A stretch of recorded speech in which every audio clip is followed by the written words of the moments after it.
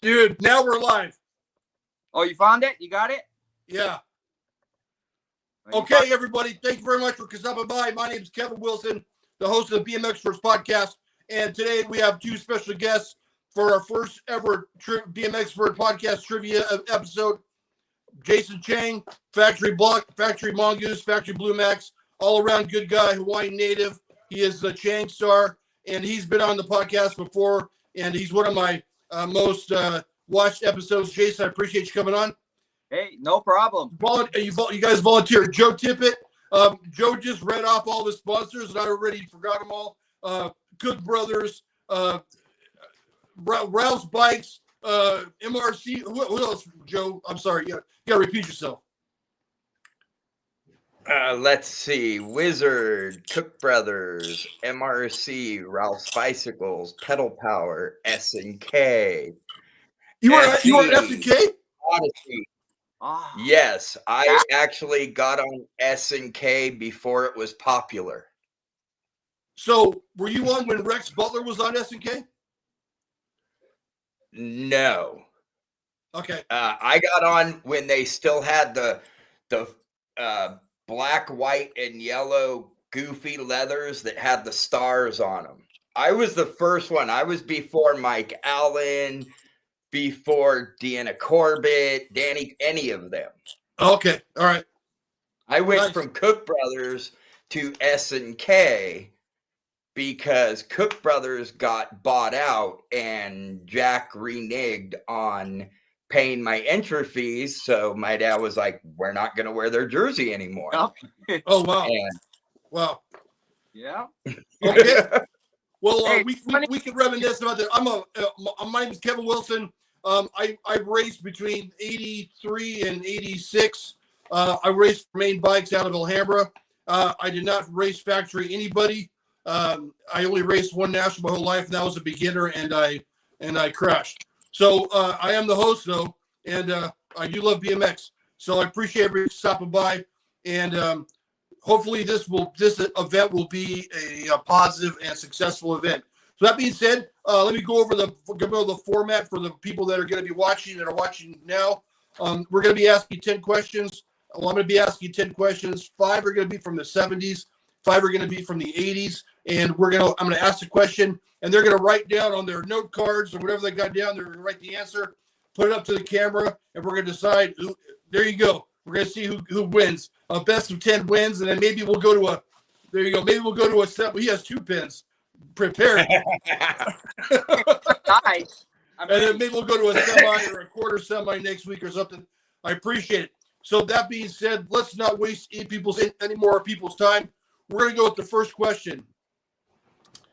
We all know that the first BMX racing that's known in Southern Cal or in the United States occurred in Santa Monica, and Mr. Ron Mackler orchestrated that race in Palms Park. What year did this occur? I got to guess.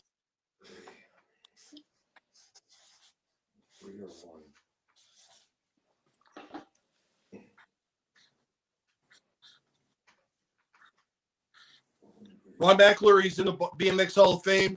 A lot of people were there.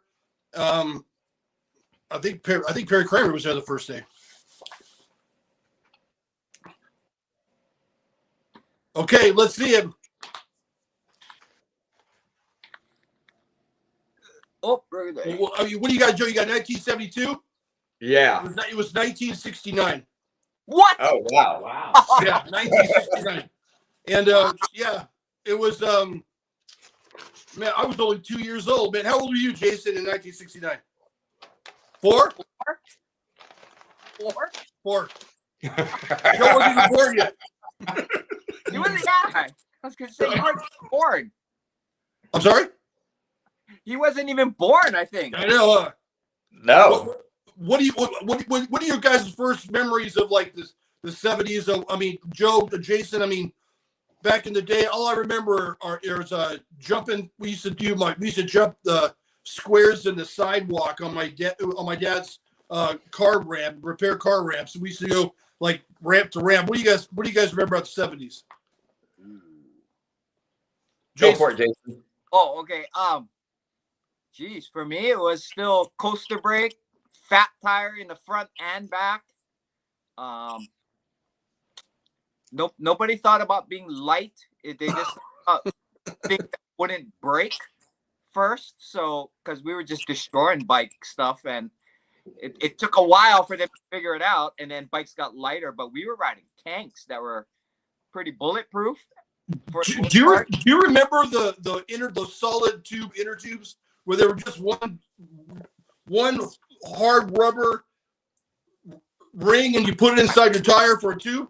Do you remember that, Joe? You remember that? That's what I remember of the 70s. What do you think about the 70s, Joe? What's your memory? What I remember about the 70s, it was a little different for me. I grew up 2 blocks away from La Mirada Regional Park. So my first memory of BMX was driving by the park. Me and my dad saw these bicycles. We went up there and I was just in awe.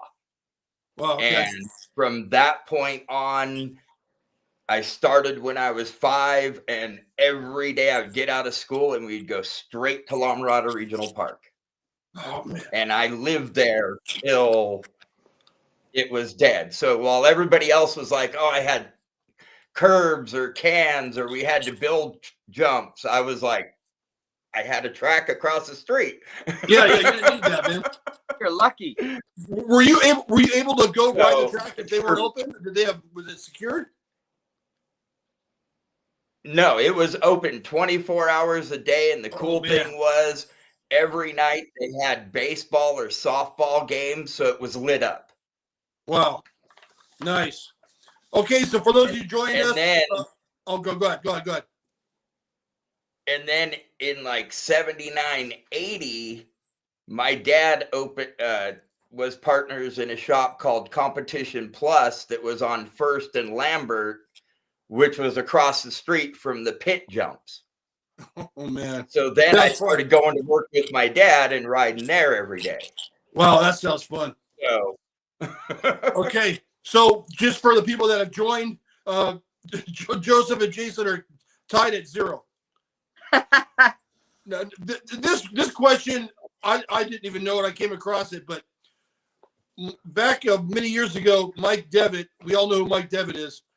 Mike Devitt did an interview with for the Joe Kid, the Stingray, and he actually said who the person that coined the term BMX. Do you guys know who coined the term BMX? No.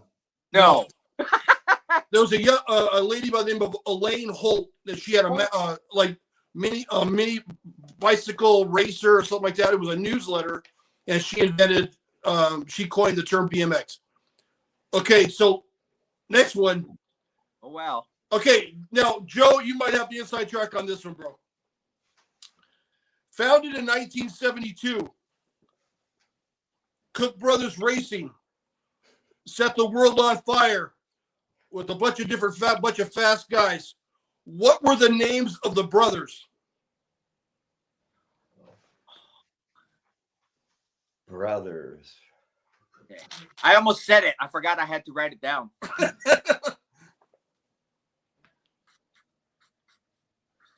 Oh, God.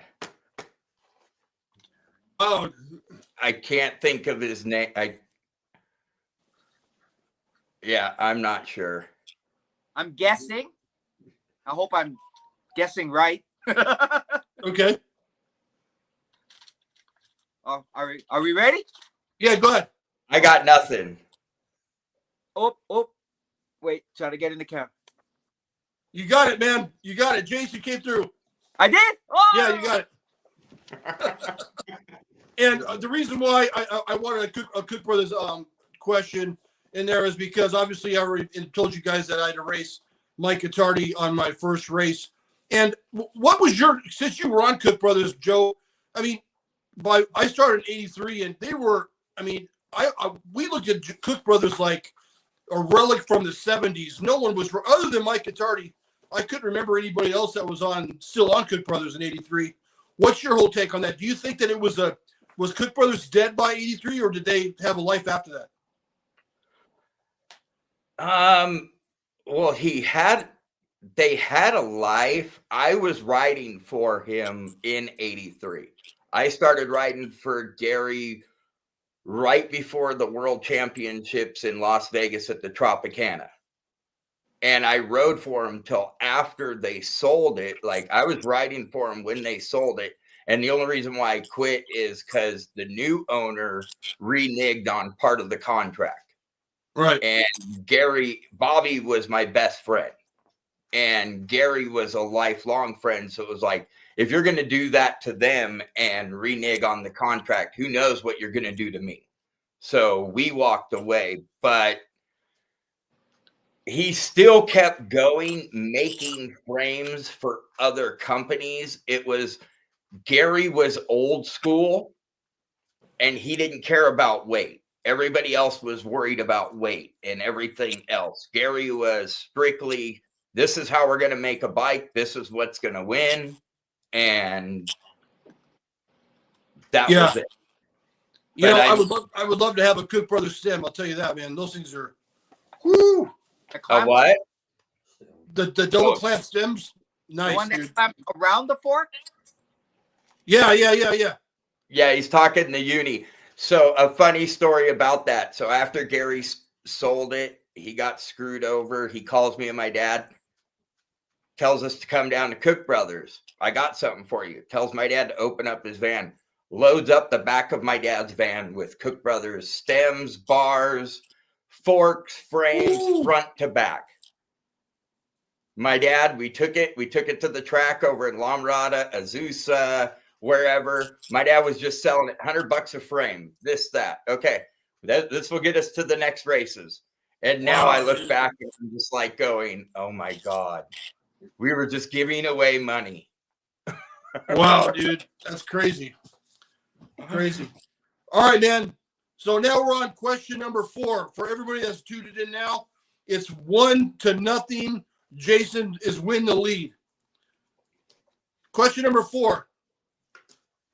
In 1979, this BMX Hall of Famer set the world record jumping for distance at an average out of 3 jumps of 76 feet. Who was the rider?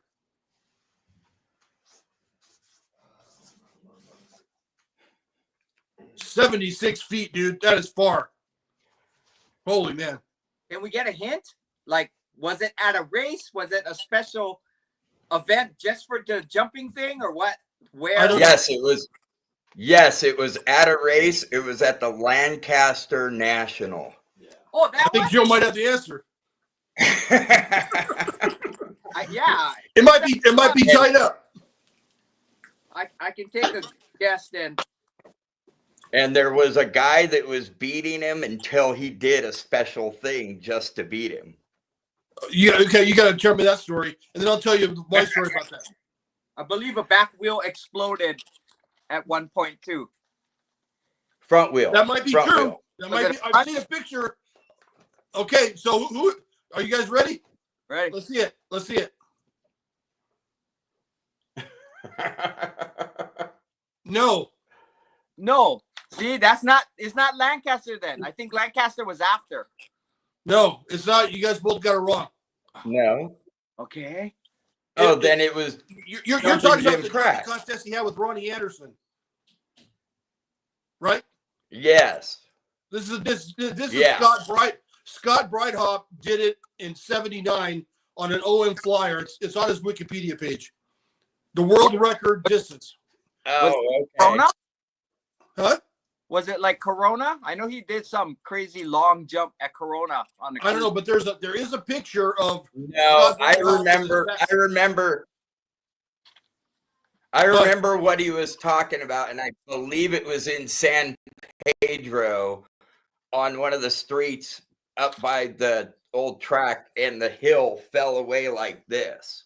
Okay. So I thought we were going with at a race. So Okay. So yeah, what you were talking about when I talked to Ronnie about that, I asked him about that jumping contest, and Ronnie still to this day says that he won. Oh, I was sitting right there, and Ronnie did. Cost beat him by like an inch and a half. But if you look at it like from where we were, and we weren't the judges, Ronnie was a nobody, and he tied him up. But the only reason why Cost got the little bit, Right. is in my beliefs, they were one of the sponsors of the race. Right. Okay. My story about that is I posted a video about Scott Breithaupt, and I mentioned this jumping contest, and Scott Breithaupt Jr. commented on my post, and I knew that there was a Brandon Breithaupt, but I didn't know that he had another son named a Junior. And when he commented on my video, I thought it was someone that had like a spoof account or some some copycat account, and he's like, "You're absolutely right. That was my dad." And we have video of that jump still somewhere in the archives in the garage or something. He said, "I'm going to go try to find it, and if I can find it, I'll get back to you." But never got back to me. But Junior did say that there's video of it when Scott did it. He did it on Owen Flyer. Wow. And if I would have told you an Owen Flyer, you guys would have gotten it. Or maybe not now. I don't know. Okay, so that's my fourth question. It was Scott Breithaupt set the world record in 1979. And he also started the cruiser class. Did you guys do that, right? Yeah. Actually, he did not. Okay. What happened? So at the Cook Brothers Classic in Tecate, Mexico, before that, I believe it was 74 or 75, Keith Lawson and Steve Bemke did the very first cruiser class that was unsanctioned or anything. Scott was responsible for getting cruiser class sanctioned. Oh, okay. All right. Okay. See, that's why we do it. That's why we race the race. Nice. Okay, here we go. This is the fifth question. We're both tied at one apiece, right? No, I got 0. 0. Okay, 1-0. You guys are doing a great job. Here we go. In 1971, ACS was founded, and they were known for their rotor. They were known for their mags, and most importantly, they were known for their Z-rims, which I absolutely loved. What does ACS stand for?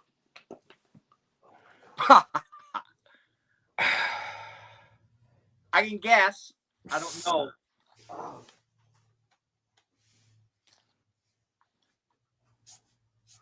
I'm taking a guess.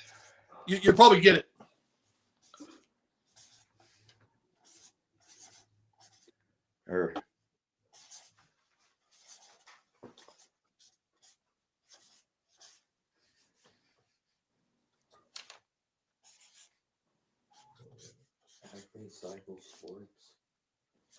Okay.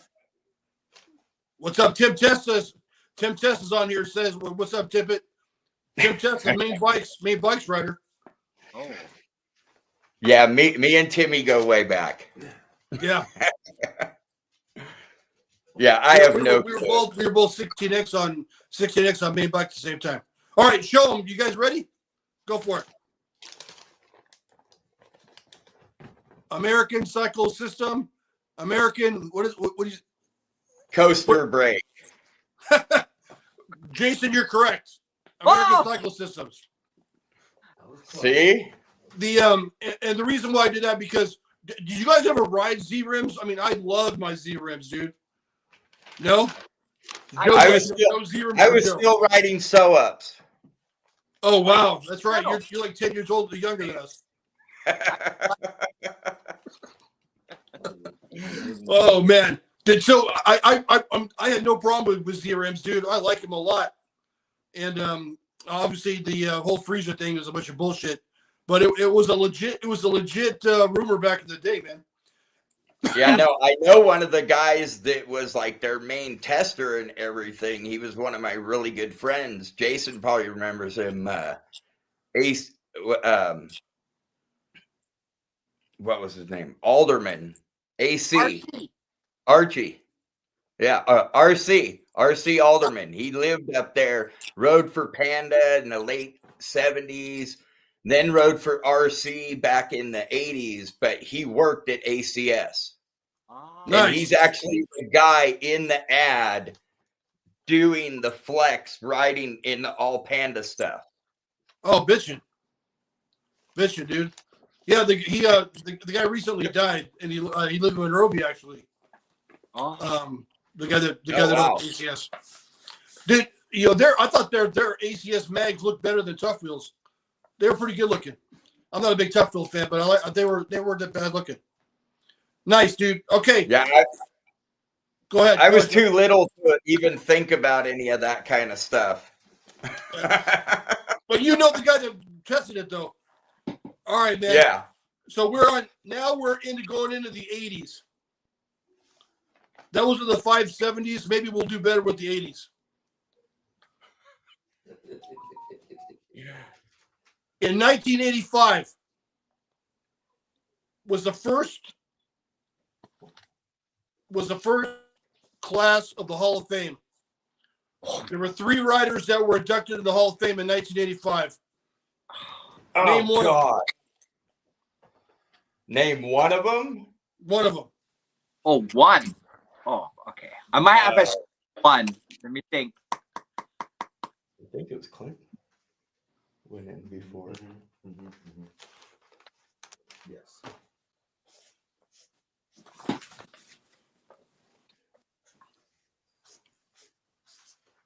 What's his first name? David.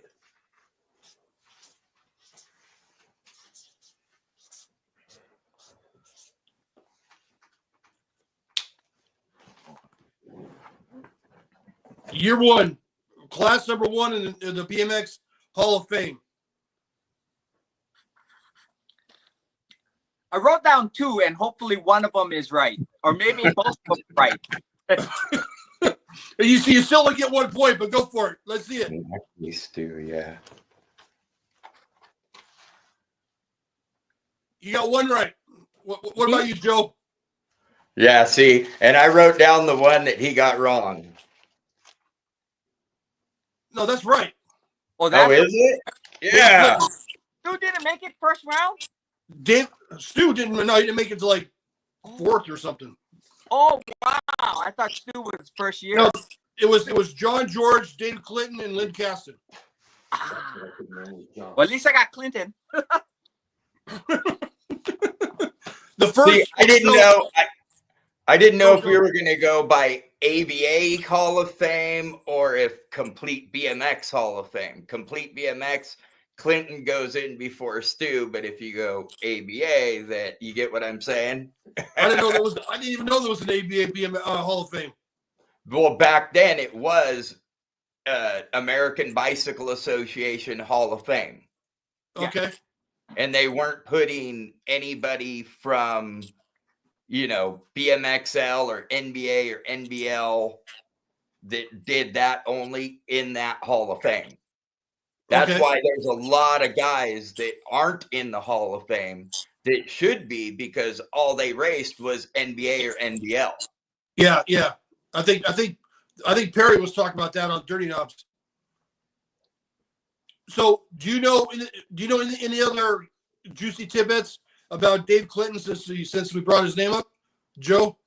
You probably don't know. He was the first. Dave Clinton invented the tabletop.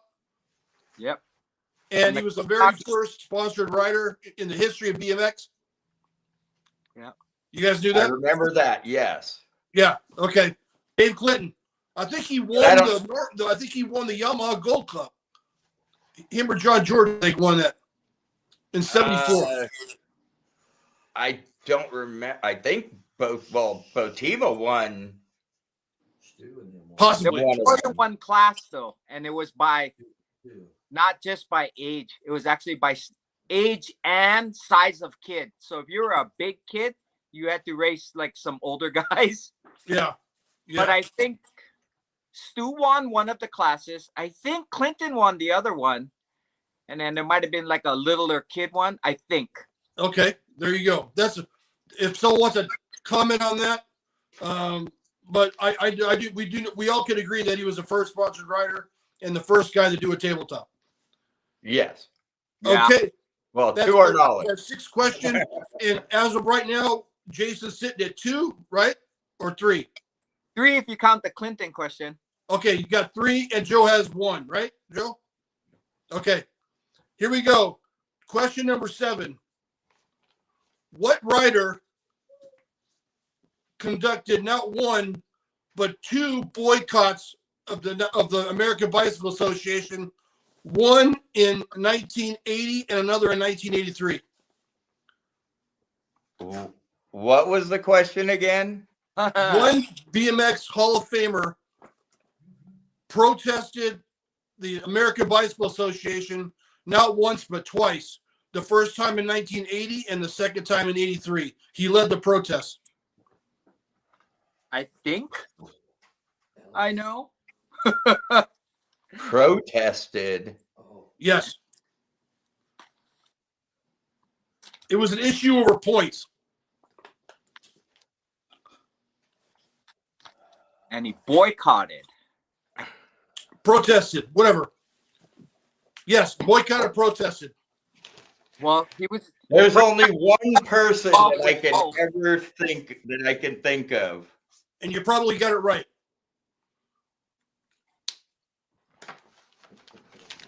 All right. You guys ready? Show them. Jason's right. You're both right. Good job. I'm proud of you guys. All right. So what's the score now? I already forgot. 4 and 2. I'm at 2. Okay. 4 and 2. And I have a big bonus question at the very end. Ooh. Question number 8. What year did JMC close their door because of the competition from overseas? Jim said, I'm done. I'm not going to do this anymore. What year did that happen? I gotta guess. I have. Oh, gosh.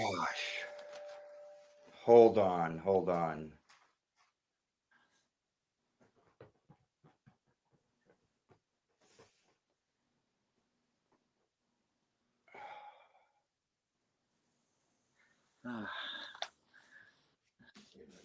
We'll just try. Yes, what year JMC closed their door because of competition? Oh, Hey. Oh, you have help over there? Oh, man. Huh? He has phone a friend, man. No, he's not phone a friend. He's just he knows less than I do. Oh, I'm older, but I know less. He doesn't have cable at his house, so he can't watch it. So he wanted All a right. good laugh. Okay, man. Okay. I don't know, man. Jason, you might have a dispute on this one, bro. All right, you guys ready? Let's see it. The only reason why I believe this is the year because I raced a bunch of the guys that were on the team. Right. Okay. I just got to guess For sure, when. Tim Tessa knows what year it was. Go for it. So I don't know. Jason's lagging a bunch. Jason, you are correct. I can't see yours, Joe. What does it say? I thought it was 83. No, it was 85. Okay, see. I didn't really, Bonus question: Who received the very first JMC frame? I've already said his name today. Oh, Jason, you're at a disadvantage because this was a Monrovia thing. Yeah, you'd have to be a. the very first one? Okay, there was a very first prototype, and then there was the first production. This guy received the very first production JMC off the lot. I think it was Harry. No, it was Dave Wilson. Oh, Okay. Miller. Yeah, the guy that smoked me every race. He smoked me. I never beat him. Okay, so where we at now? We're at Jason's at 5, and Joe's at 2, right? Yeah. Okay, here we go. Question number 9. we all use Echo helmets. I use an Echo helmet. I'm sure you guys use Echo helmets. Echo helmets at one point had to change their name, change how they spelled their name. Do you know why they had to change the spelling of Echo helmets from ECHO to ECKO? Well, I've heard more than one story, so it's kind of hard to pick which is the correct story. Well, there's more than one story of who did it, but there's only one story of what happened. Oh, okay. I have no clue. I know. Okay. Remember.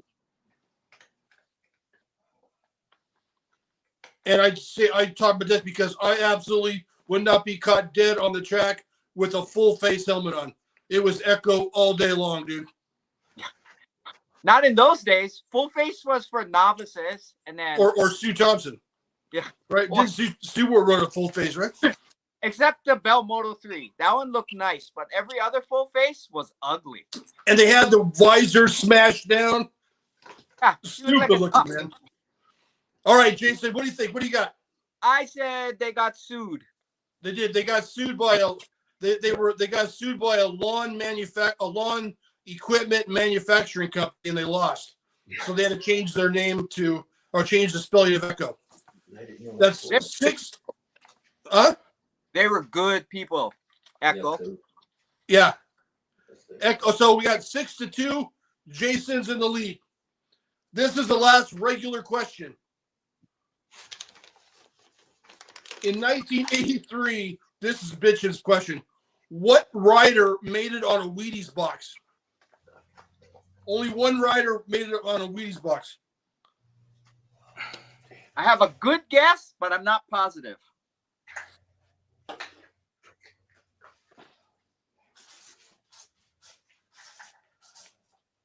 Oh, I didn't write the answer down, but I think I know who it is. So how will we know if we're right? No, I know who it is. I know who it is. Was it 83? Lewis? It could have been Lewis. No. You want I know to? who- I don't want to Okay. give any hints. Oh. You want to give him a hint, Jason? You're far ahead, dude. If I'm right, then my hint would be Hutch. Okay, you're on the right track. If I'm right, it was the only guy, there was only 2 people in the history that got #1 on both bikes, and he was the first guy. Who's that? Let's see it. Let's see him. Yep, that's it. You got it right. Now, here's a bonus question. In 1997, I think it was, this rider set a world record for the highest bunny hop in the world. What year? I think it was in the late 90s, 98, 99, something like that. Oh, that's way modern. Because I remember the 80s when they did it, but the 90s? This just came to mind. Oh, I think Joe might have it.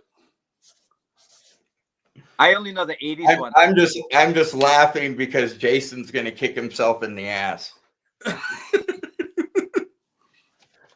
Probably. I don't know.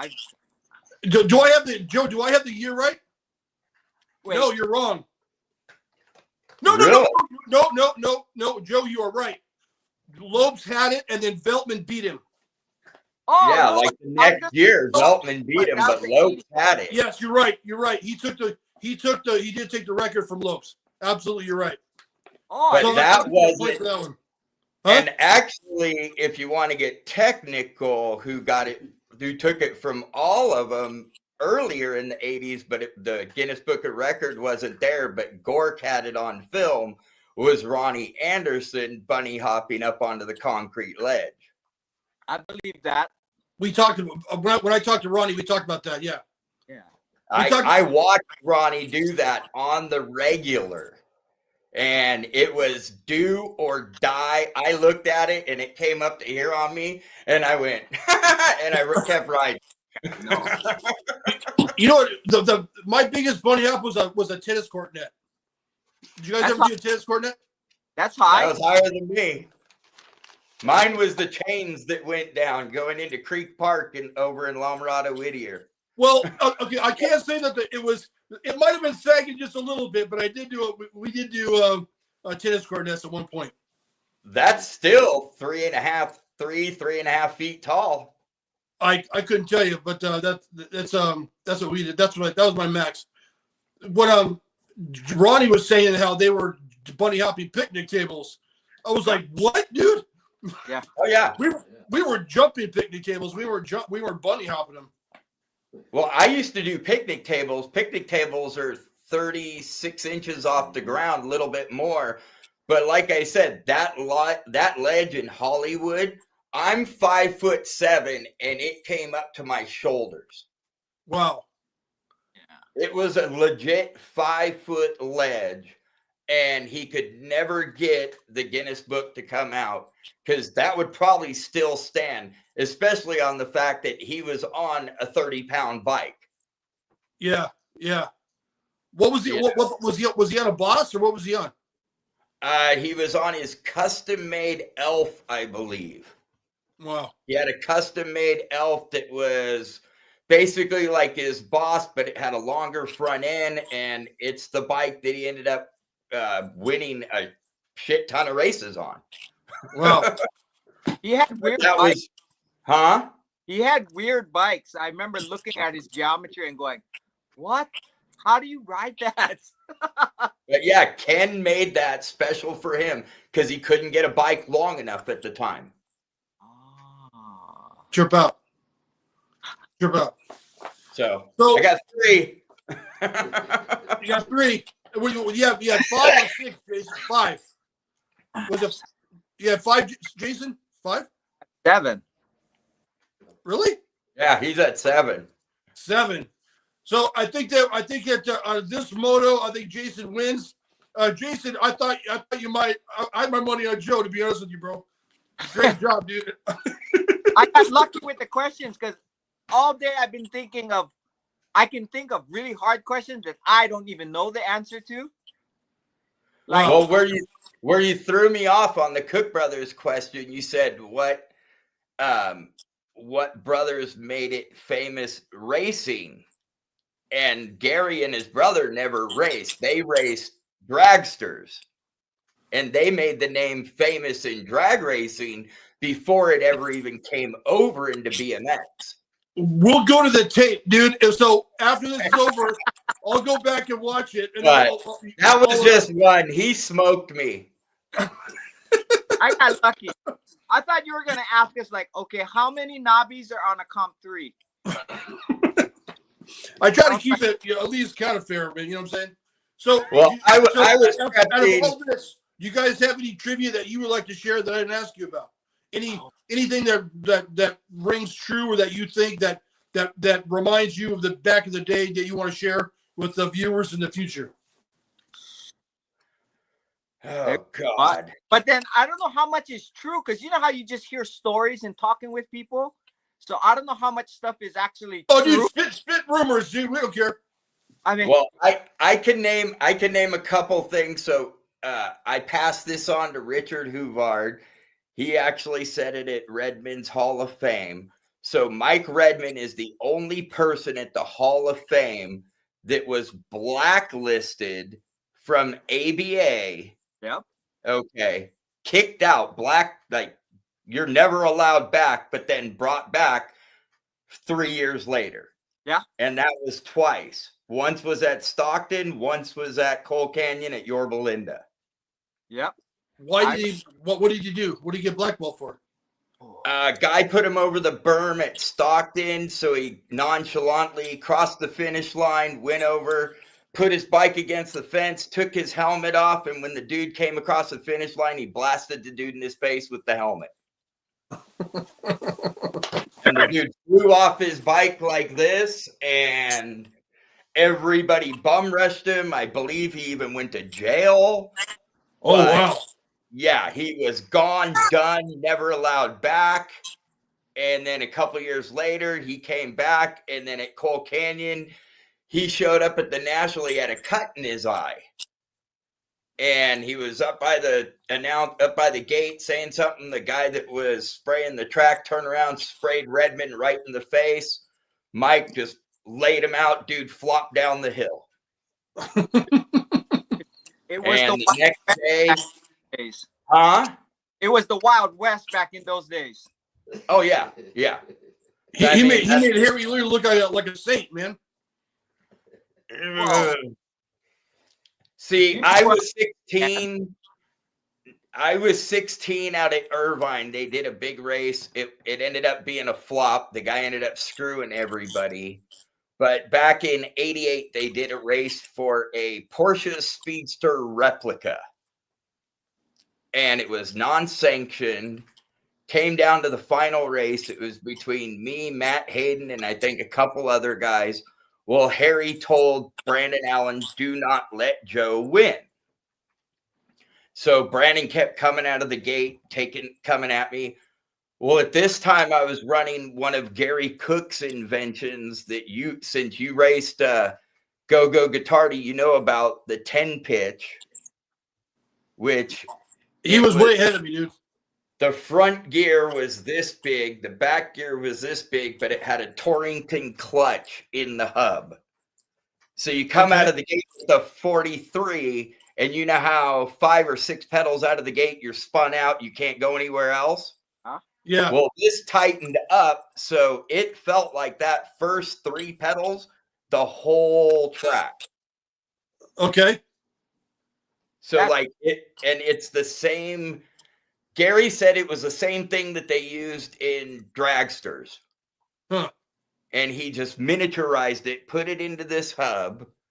And because Irvine was this big downhill track with this huge first turn, I was just railing it, jumping this set of quads, flying by him.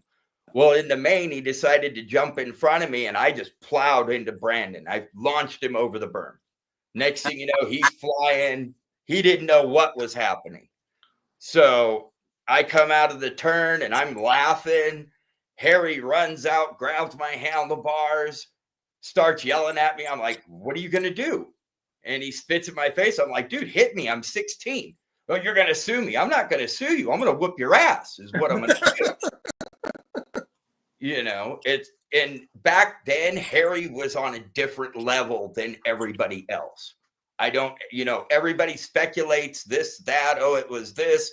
I don't know. I didn't hang out with the guy. All I know is he fought for his riders and didn't care what he had to do.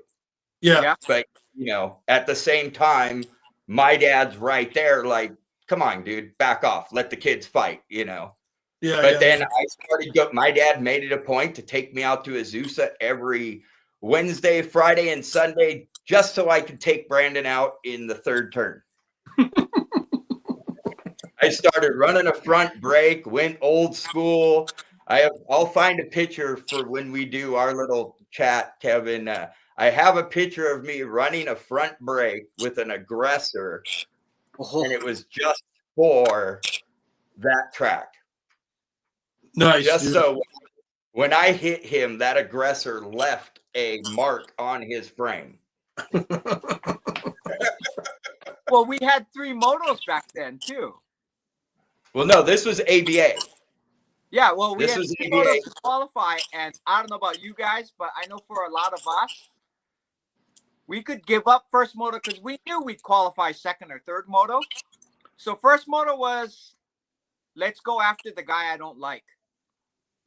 And even if you it was every lap. It was open, practice. It didn't matter. If he was on the gate, I made sure I was right there, and I would play with him. And it got to the point where, it was like, okay, I'm done having enough fun. Yeah. Yeah. That's what Dave Wilson. I posted a couple videos of me, and it was funny because I've never had a gate start ever. I've always dead last out of the gate. A lot of people say whatever. I didn't care. I didn't train. It's like I tell people now I'm older. I don't care. I was too busy riding my bike over to my buddies' houses to smoke pot. Yeah. as mentioned in that picture. I mean, enough said. Dugan Neal was my best friend. I rode for Pedal Power. I mean, There you go. I've stayed with Rob. but I beat you. Like, throw a name out there, and sooner or later, I beat him. Yeah. Oh, we So all. you were older than Schofield then. I was a year older than Jeff. I raced. It was me, Robert Swick, Sam Arellano, Ryan Krupe, Joey Irwin, Kevin Keller. You would know Kevin Keller, rode for JMC. Yeah. Rovia, Azusa Kid, Derek Garcia. You know, was Ryan Krupe your age or no? No, he was younger than me. And let's see, Brandon Allen, Parnell Haley. Brian Foster. Brian Foster. Oh, I didn't know Foster was your age. Yeah, I only raced him once, believe it or not. And that was at the 88 Grands when he just showed up out of nowhere and he won, and I ended up getting second. Wow. Is that when he showed up without a sponsor? No, he showed up riding for Cyclecraft, but it was his first. I raced ABA. He was an NBLer. That's what we called him back then. Right. You know? And because NBL basically broke off from the West Coast, they only did 1 or 2 nationals out west. So I mean, I would race those, but I'd never go to the Grands or anything. But I would go to pretty much every ABA race, go to the Grands, Gold Cup finals, you name it, I was there. Yeah. And you know, he showed up. And I was like, okay, whatever, whoever this guy is. But I never got a good gate start. My whole thing was, I'll pass you in any turn, though. And it's like me and Tony Degalotto, we were talking, and we were watching a video from 85, I believe it was. And I get second, he gets third in open, and then I get third, and he gets fourth in class. And then at the next race, same thing. I'm like, dude, I'm going to call you my wingman. You know, and it's just funny because even at the 88 Grands, I get second. I watch on the video. I didn't even remember it till I saw it on the video. Who gets third? Tony D. Oh, wow. You know? Oh. And he told me, he's like, dude, I just knew to follow you because you were going to blow right through everybody. And I was like, okay. Oh. What were you going to say, Jason? Oh, no, I said, I remember Dayglow, and then I didn't know he rode for Wizard. Who, me? Yeah. Yeah, me and Rinker helped Dave actually make the first batch of number plates where all the pinstriping and everything was put on by hand. Wow. Well, funny story that just recently, within a couple of weeks, you know how back in the old days, every race, you gave away your number plate, your pads, your jersey, whatever. You know, kids would mob you at the finish line and your bike would get stripped. I mean, you give it away. They didn't steal it, but I never had that problem. Well, yeah, maybe for you, I never had that problem. Oh, well, I get a message on Facebook and this kid goes, hey, I got this. I think you want it. And I'm like, okay, cool. So he sends me this and I signed this in 1984. Oh, wow. And look. Wow. Oh, right on. There it is. See, and those are the version 2. The ones that I did are the ones that look like the one up behind me. Up on the wall up there. Those are the ones me and Rinker helped Dave do in the back of Hacienda Bikes. When you say Rinker, are you talking about Rink? Rinker Marietti. Oh, okay. Dave's little brother. Okay. Yeah. He was another guy that I raced. He beat me, got second or third, and I got either third or fourth at the Knott's Berry Farm race. Wasn't it muddy? Oh yeah. Yeah. It was the worst. Yeah. But I went because I live 10 minutes away. Oh yeah, you had to go, dude. you know. So it True was like, stuff. my dad was like, oh, we're going to go there. And then when I ended up getting, like I said, I got third or fourth. So I got my gift certificate. So when I got my shirt and my pants from OP, I was born to school thinking I was all that. Well, I was an idiot and got all white. So, you know, it didn't last that long. Wore them one day for photos, and that was it. Done. That's funny, man. I missed all of this, dude. I was riding around my neighborhood, jumping trash cans. That was it. I didn't race until '83. I missed everything, dude. It's terrible.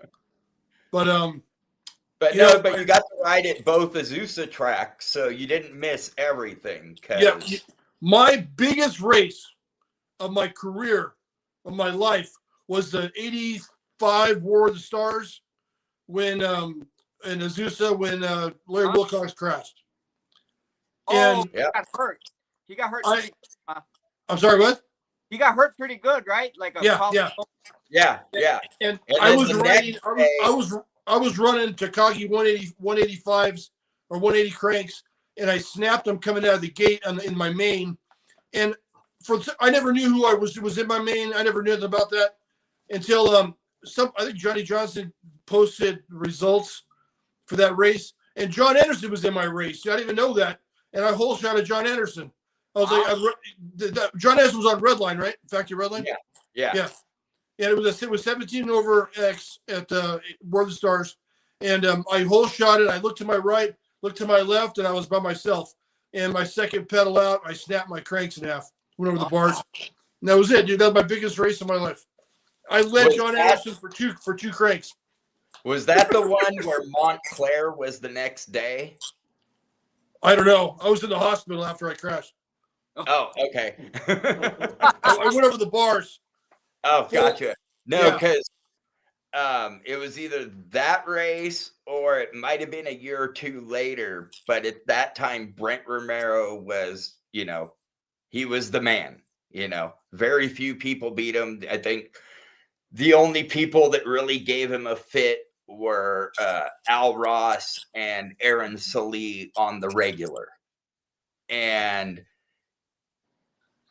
we went to Montclair and I ended up beating him, and I was the only person in our class with sew-ups. And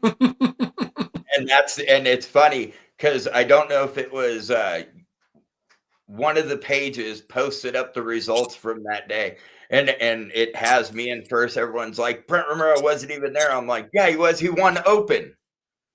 Right. And then I pull out a picture from that race, and I'm like, dude, I'm running sew-ups. And how old were you? 13 or 14. Okay. Not too bad. It was right before it was right when they came out with the Turbo Light rims. Okay. Diamondback 28 holes. So I went from sew-ups to those. Nice. Okay. And then I outthrew my Cook brothers, and then my dad got me a Daryl Young from one of the bike shops because, you know, JMC had gone out of business. And then I rode that for a couple of years till I got on Pedal Power, and then I rode a Privateer. Nice, dude. Closing this thing up. Jason, what's your vote for the best BMX frame ever made? Ever? Oh, that's that you rode. If you could go back and ride anything, what would it be? Going back for me personally, I always wanted a JMC and never had one, so that's my pick. JMC. Which one? Oh, somewhere around the old Black Shadow era. Okay. I mean, is this for me? It's one of those we only saw it in a magazine. Like I never even got to see one at a track or anything. Wow. What about you, Joe? You agree? Oh God. I don't know. Because it's hard for me because I pretty much rode everything. Lucky. For me, it's easy. James C. Andy Patterson, number 1. PK Ripper, number 2. I would probably, if anything, I would probably say Only because at that time, when I started, it was the raddest bike around was the Patterson Richie Anderson model. Oh Because yeah. remember, I'm younger, I'm smaller. Yeah. And that's like the only bike that I never got to race. Because I mean, my first bike was a 77 Redline Square Line. That's what I started racing on. Then I went to a Power Light, then a CW, then a Torker, then a Jocks Jag, then Cook Brothers, JMC.